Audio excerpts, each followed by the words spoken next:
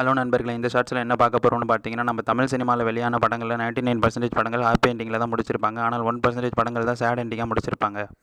அப்படி சோகமான கிளைமேக்ஸ் இருந்து நம்ம தமிழ் ஆடியன்ஸ் அந்த படத்துக்கு மிகப்பெரிய வரவேற்பு கொடுத்துருப்பாங்க.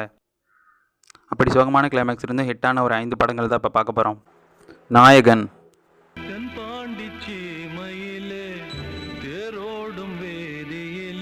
காதல் கொண்டேன், காமம் இல்லை இந்த உறவுக்கு உலகத்தில் பேரில் 3,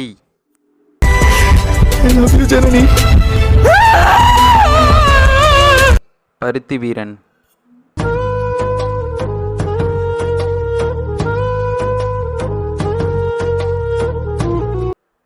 மைனா,